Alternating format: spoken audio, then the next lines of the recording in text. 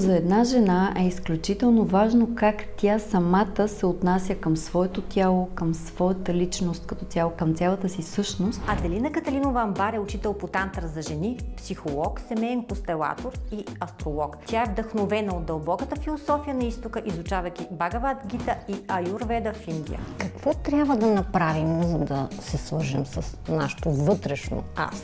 За жената е изключително важно да може да се наслаждава. И другото, много важно нещо, жената трябва да се отпусне и да се научи да следва. Следването означава да си дълбоко свързан със своята интуиция, със своята женска природа и да знаеш във всеки един момент живота какво ти предлага. При мен идват много жени, но много малка част от тях могат да се радват на живота. Да живеят това, за което са създадени, удоволствието и насладата. На първо място жената трябва. Здравейте, аз съм Антоанета, вие сте с подкаста на Разделени заедно. Всеки месец организирам индивидуални срещи на теми, свързани с личните взаимоотношения за наши абонати. Ако искаш една от 10 покани за среща с мен, това, което трябва да направиш, е да натиснеш бутона Subscribe и се надявам скоро да се запознаем. Аделина, всеки от нас търси одобрение от приятели, семейство и околните. Какво трябва да направи една жена, когато не се чувства оценена от своят партньор? Първо, когато една жена не се чувства оценена от своя партньор, това за мен означава, че тя като цяло не се чувства добре в кожата си, не се чувства оценена изцяло.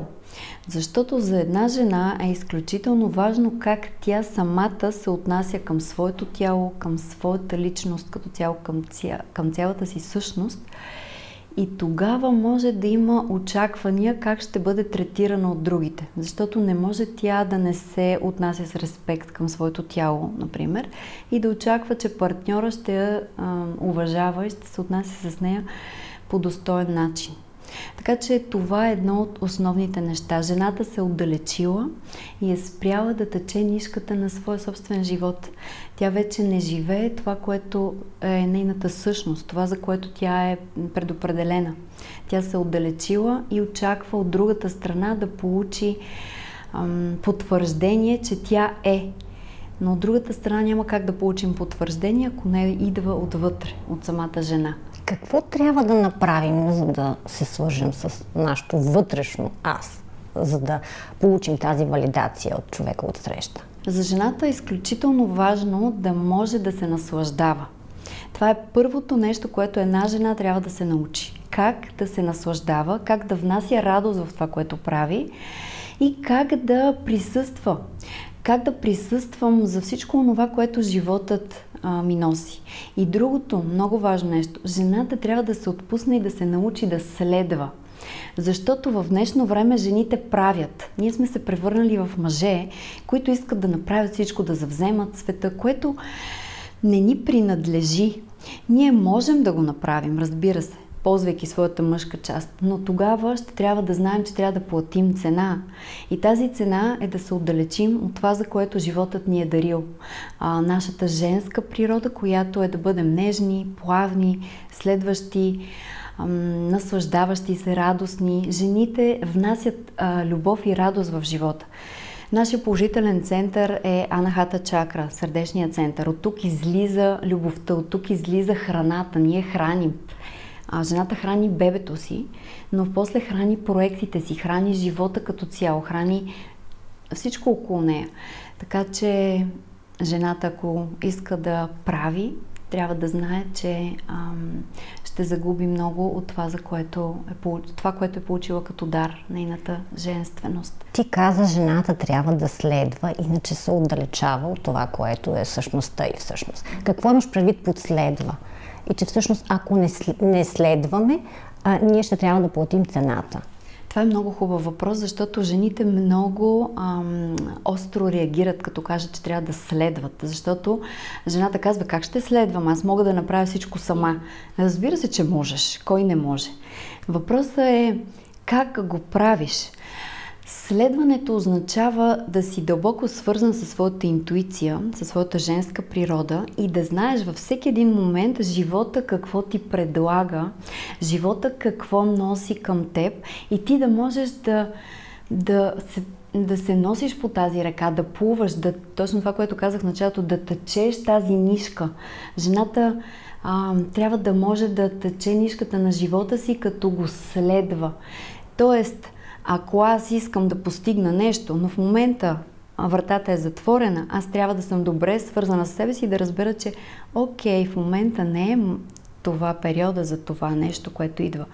Трябва да се отдръпна малко, да проявя нежност, разбиране и да продължа там, където животът отива. Това означава следването. Тогава жената няма да се уморява, няма да виждаме изтощени жени, ще виждаме жени, които цъфтят, греят и могат да вдъхновяват, да зареждат и другите. Така че следването е това, да можем да не правим, а да се оставим да плуваме. Това е наша природа. Как да променя това? Как да следвам? Как да се обърна към себе си? Как да се чувствам по-щастлива? Как да бъда жена? На първо място, жената трябва да се върне при жените. Жената се подхранва тогава, когато споделя с други жени. Но какво имам предвид под споделям с други жени? Това не означава да отидете с приятелка и да пиете цяла нощ. Това означава да се срещнеш с жени, с твоите интереси и да се потопите в нещо, което ви вдъхновява заедно и от което може да родите нещо заедно, да създадете нещо. Това означава да течеш нишката, да създаваш нещо, защото жената е родена творец. И когато ти намериш такава група с жени, с които можете заедно да се вдъхновявате една друга, тогава това те връща към спомените за женствеността, за това какво е да принадлежиш, защото това, с което започна, жената иска да принадлежи. Жената най-добре принадлежи към племето на жените и оттам се подхранва. Ако една жена се връща при жените, тогава тя има силата да се изправи и в семейството, каквото не й върви, и в работата. И другото, което е много важно за жената, никога жената не трябва да се конкурира с мъжете. Това трябва да го запомнят всички жени. Няма как да се конкурираш с мъж и да искаш да си успешна. Това е абсурдно, защото ти всъщност, да кажем, ти си роза и до теб има един бор. И ти искаш да ползваш качествата на бора, за да случиш нещо. Няма как да стане. Значи ти си роза, ползваш си твоите качества, твоя потенциал и тогава ще разцъфтиш.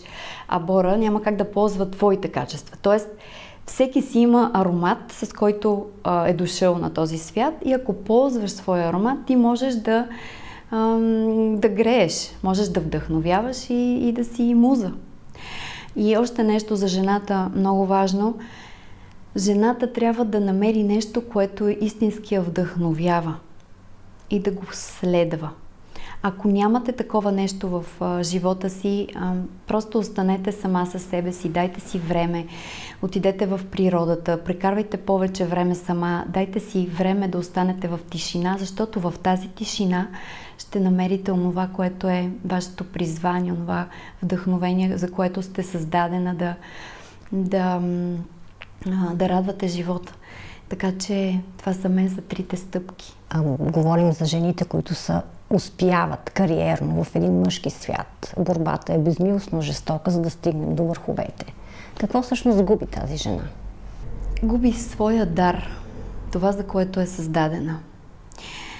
Тя може да спечели позиции, може да спечели пари, слава, но всъщност такава жена едва ли би се чувствала истински реализирана, истински спокойна и най-вече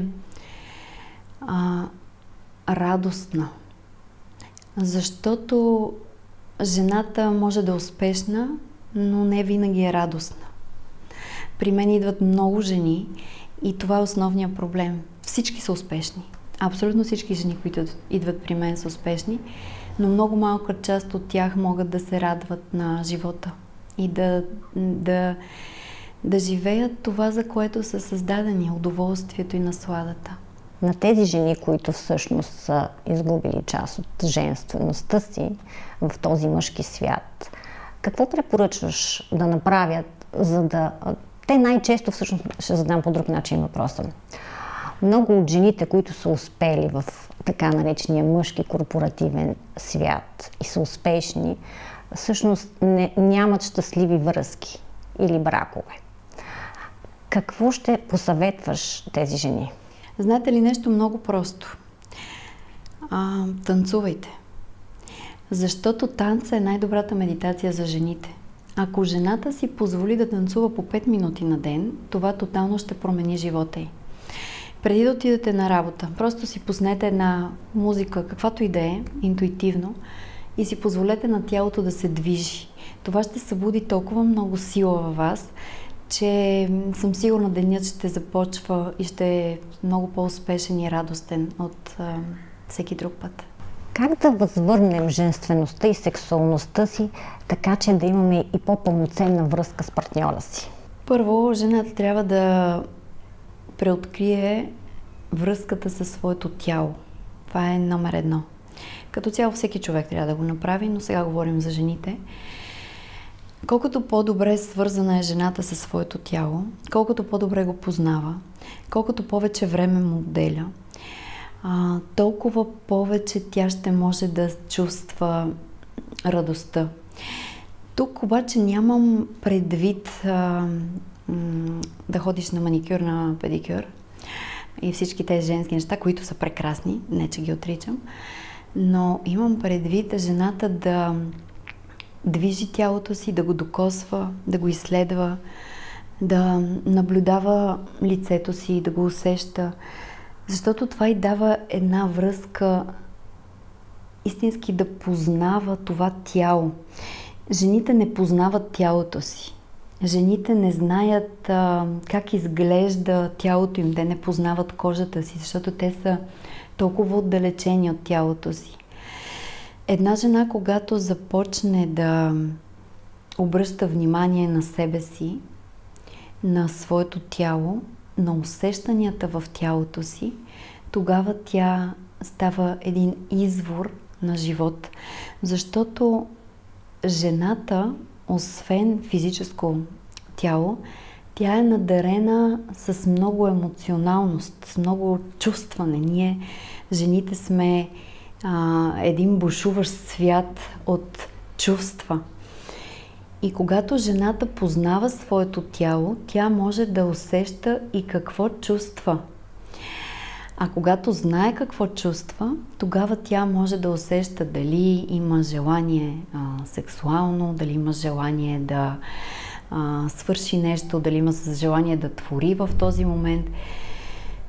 Така че жената трябва да се върне първо към своето физическо тяло, което ще й помогне да се върне и към чувстването. Външният ни вид важен ли е за оценката на околните? Тук мога да кажа, че е важен, разбира се, но физическото тяло е онова, което привлича за известно време и то търпи промени.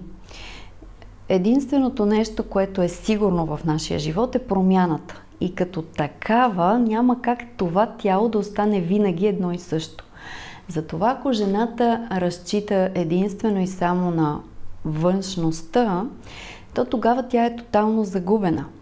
Защото имам жени, които ме питат, аз вече съм на 40-50 години, моя мъж започна да се заглежда по по-млади жени. И аз казвам, това е разбираемо, ако ти не си добре свързана с себе си, защото физическото ти тяло няма как да изглежда като 20 годишно. Но ако ти носиш в себе си силата на жената, той ще бъде привлечен без значение на каква възраст си.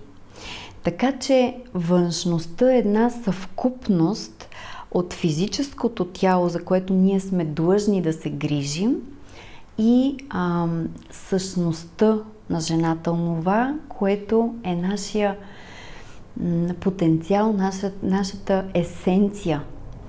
Така че външността има значение тогава, когато е комплексна. Може ли да формулирам така въпроса си, че жените, които идват при теб, всъщност са изгубили своята сексуалност и женственост? И кое е това, което ги кара да идват при теб? Кое е това, което са изгубили и търсят? В никакъв случай не мога да кажа, че жените, които идват при мен, са загубили своята радост и сексуалност. Напротив, идват жени, които имат предизвикателства, но идват и жени, които просто искат да разцъфтяват и са добре свързани с себе си и знаят, че когато се върнат в племето при жените, те ще вземат още повече, те ще черпят от другите жени и ще могат да дават на тях. Така че в никакъв случай не бих казала, че жените, идвайки при мен, са загубени. Напротив, има всякакви жени, както е и в живота. Но това, което ги привлича, според мен, е радостта. Защото това, което се случва в моите събития, е радостно преживяване на моята женственост, на това, за което съм създадена. И припомняне за това, колко много наслада, колко много удоволствие носи това тяло, колко е специално, точно такова каквото е създадено. И жените, идвайки при мен, те просто си припомнят това, защото те го знаят на едно ниво. Така жените са много мъдри.